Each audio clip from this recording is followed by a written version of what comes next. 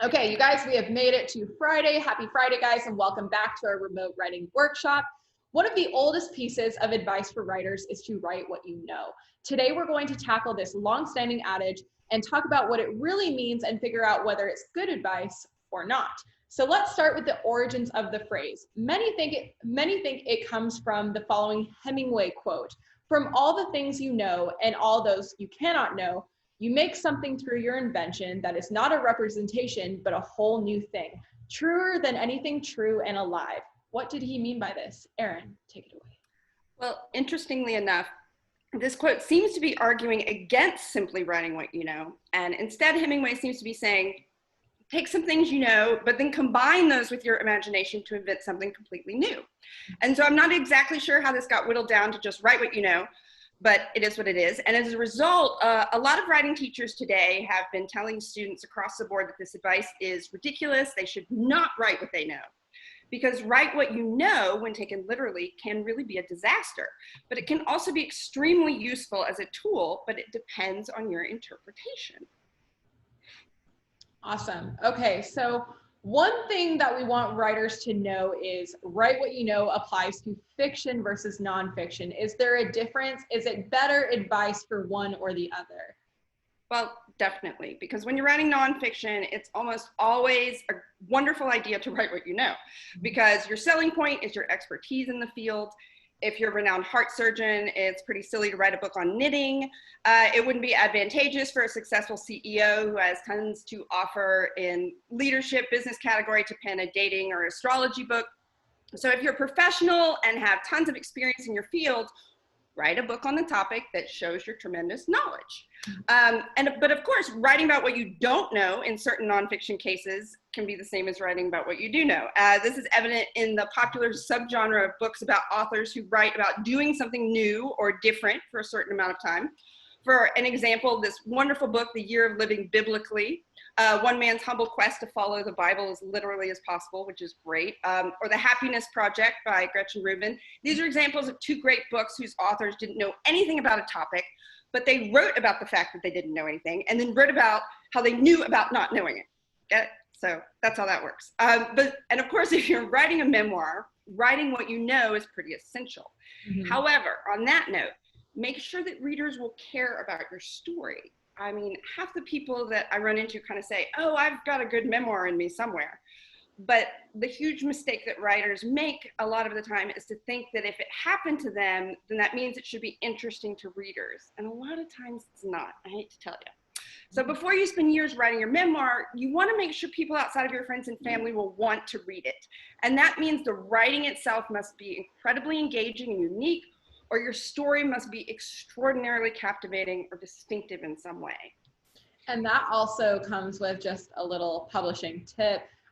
Start building your audience. You know, if you have this really great story, start blogging about it, start like creating that buzz surrounding it. And that will give you some good leeway into going into a publishing deal or seeking publication for the memoir, because platform is very essential, especially with memoir, because it tends to be a tougher area for those who don't have, you know, a distinct name. Exactly. Very good advice. All right. And in fiction, how does this practice help, and how can it lead to disaster? We certainly don't want anyone to crash and burn. Well, the danger of writing what you know in fiction is when a writer thinks this advice means to only write about things that have actually happened to them. And this couldn't be further from the truth. I mean, the best thriller writers haven't murdered anyone, and most historical romance writers haven't actually ridden off on horses behind a shirtless hunky man in Ireland. And that would be ridiculous, although kind of fun. So write what you know is not about writing a boring autobiography. But what if write what you know is about using the emotions we've experienced, or what we know in our imagination to be true? I don't need to write about the actual Guns N' Roses concert in 1990 that I went to as a 16-year-old to express the excitement I felt on that moment in the front row when a drop of Axl Rose's sweat landed on my arm. But I remember that feeling. I remember the excitement, and I can use that feeling. I can translate that raw emotion into another plot or another character. So maybe instead of write what you know, it's write what you feel. So a lot of authors use that. So most of us have experienced empathy and pain and struggle. So use those strong emotions. Have you known happiness, first love, horrible loss? And as an author, you can even take small scattered pieces of your experiences, growing up in a small town, parental abandonment, the love of animals. You were in the army for a little bit, a fear of the dark, anything, and turn and change it. And imagine those basic, relatable, strong emotions, impressionable moments, memories, and turn those into incredibly strong characters and settings and stories. So you can take parts of what you know, the most compelling moments, emotions and feelings you've experienced, and use those to change and twist and imagine and to really improve storylines. And even if it's just a tiny piece of the puzzle that's based on your personal experience, it's going to make a very strong impact if it rings true for you. So it's important to remember that if you follow the adage, write what you know, that you never have to write only what you know. That's the key. Something I found super interesting was one of your first points about, you know, the people who write thrillers probably haven't murdered anyone. I thought it was interesting because we always say at Greenleaf, lawyers write excellent fiction because they see so many things that happen on a day-to-day basis, or detectives, or people who are immersed in all of these stories that they're constantly dealing with every day. They are excellent fiction writers. So I think that kind of has to do a little bit with writing what you know. Exactly.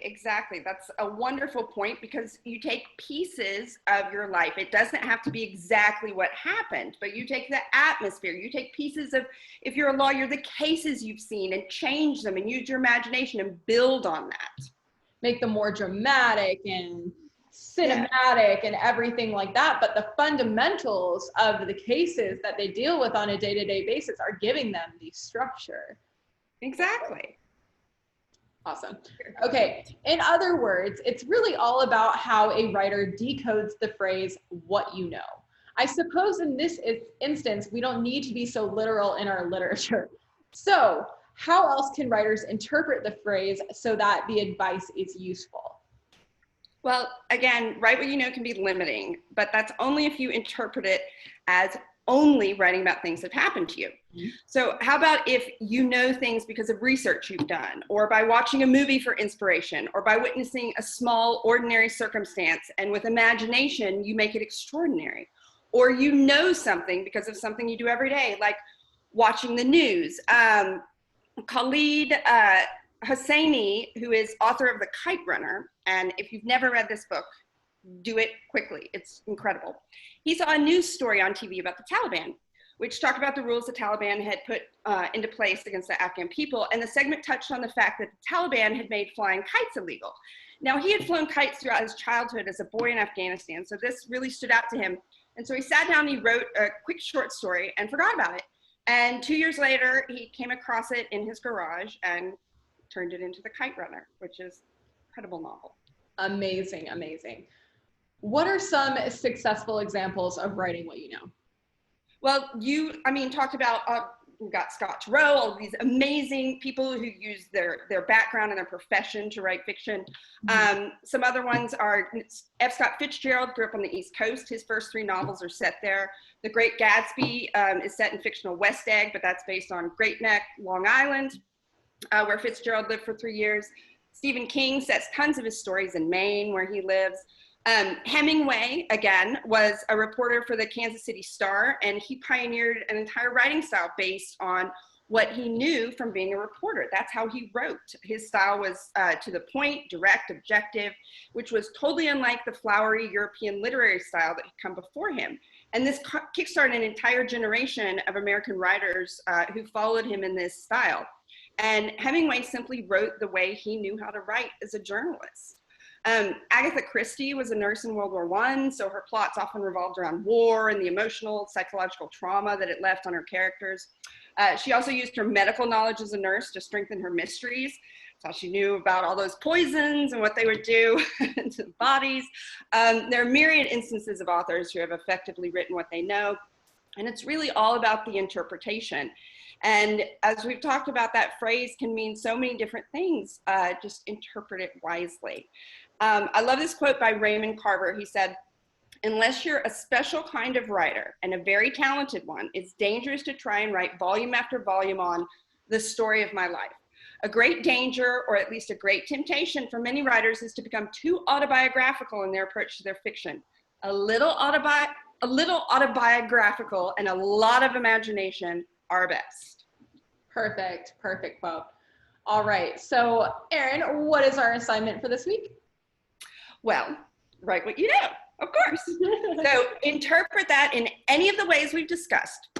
So pick a strong emotion you've experienced, or a distinctive setting you know well, or a story you've seen on the news that's stuck in your head, or a brief, compelling, strange moment in your life, or a unique person you've met, and build on that with your imagination. Reinterpret it, change it, twist it, play with it. Brainstorm until you have a workable and interesting new idea for a story. So just an idea. So play around with it. Beautiful. Okay, you guys, that wraps up our remote writing workshop for this week. We are writing about what we know.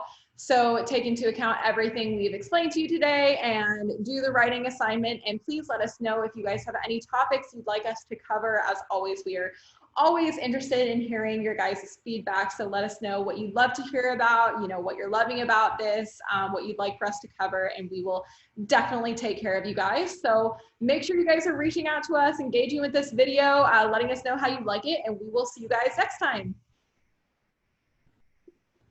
All right.